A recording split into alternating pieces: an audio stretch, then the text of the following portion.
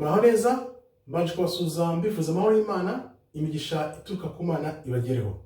Ijambo muhirwa, uyu munsi twaba tugiye gukomeza n'igiheburayo. Uko mwibuka, tumaze kubona inyuguti 9 arizo Aleph, Bet, Gimel, Dalet, Hey, Vav, Zayin, Het and Natet. Uyu munsi twaba tugiye kureba Yud.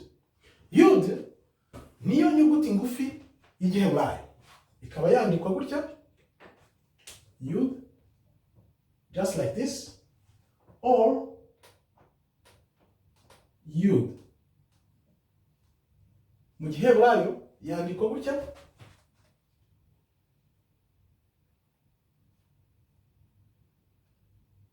Yod, Vav na Dalet. Nkuko nababwiye, Yud niyo nyuguti ngufiya mu giheburayo ariko ifite byinshi ihishe. No kuvuga ngo izindi nyuguti zose uko ari 21 zandikwa zivuye hejuru zikagera hasi, ariko iyo bigeze kuri Yud yo yandikwa ikageramo hagati gusa. No kuvuga ngo kuva hano hejuru kugera hasi niko izindi nyuguti zandikwa, ariko Yud yo yandikwa kugezamo hagati gusa n'igice buryo. Turebe akamaro ka Yud. Nkuko tubibona mu izina ry'Imana, niyo nyuguti ya mbere ibanziriza izina ry'Imana. Izina ry'Imana rero uko tubizi byandikwa gutya, Yahuwa, Yahuwa.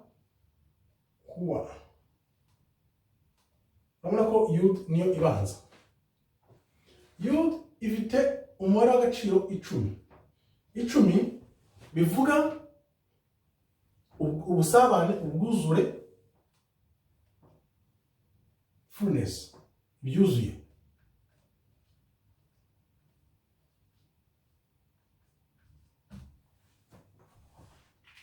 Tuzi ko dufite amategeko 10 y'Imana. Dufite amategeko 10.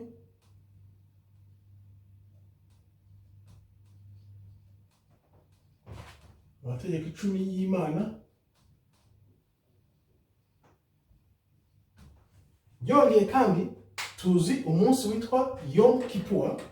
Yom Kippur ni umunsi wa 10 w'ukwezi kwa karindwi, ari wo munsi wakataraboneka, tutabwiwe, tutamenye mu mateka y'isi. Mbese ni wo munsi w'igitangaza mu mwaka.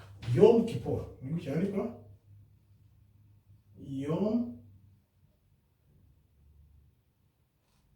Kippur.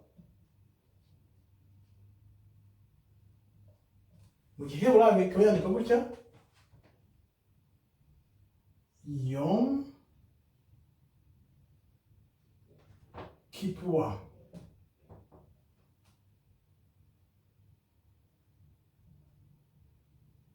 Yom Kippur bivuze ni umunsi wo kwiyeza, wo kwihana, tukiyunga n'Imana. Ni wo munsi utwunga n'Imana, tugomba kwiyunga nk'Imana, cyane cyane tukibuka ko twunzwe n'Imana biciye muri Kristo wadupfiriye ku musaraba. Ni gute rero twiyunga n'Imana? Twiyunga n'Imana twibabaza, tukiyiriza, tukihana ibyaha byacu, tukabyemera, tugasenga cyane twivuye inyuma. Nubwo bamwe muri twe tujya tubikora uko bishoboka, numva nanjye ari ikintu ngomba kwihata, kwihana, nkemera ibyaha byanjye, nkabyicuza, nkasenga cyane, ntikoresheje koko. Uza abantu basenga batikoresheje, niko nshaka kumera, ngasenga cyane, nkihana, nkiyeza, nkiyunga n'Imana. Uko rero kwiyunga n'Imana niko twirebamo imbere, tukirebamo ibyiza, ahubwo bidufasha kugaragaza ubwiza bwacu bw'imbere cyane, tubuzana mu isi kugira ngo tubusangize abandi. Twirebe mu byiza, abaye byo turangamira, aho kurangamira iby'isi cyangwa ibintu, ahubwo turebe ibyiza bitubamo bishamikiye ku Mana no kwiyunga kw'Imana twagize. Noneho ibyo byiza biturimo bituvemo, bitwerere imbuto, tubisakaze mu isi, tubisangire n'abandi. Murakoze rero, nkambashimiye. Imana ikomeze ibarinde. Shalom, shalom, shalom.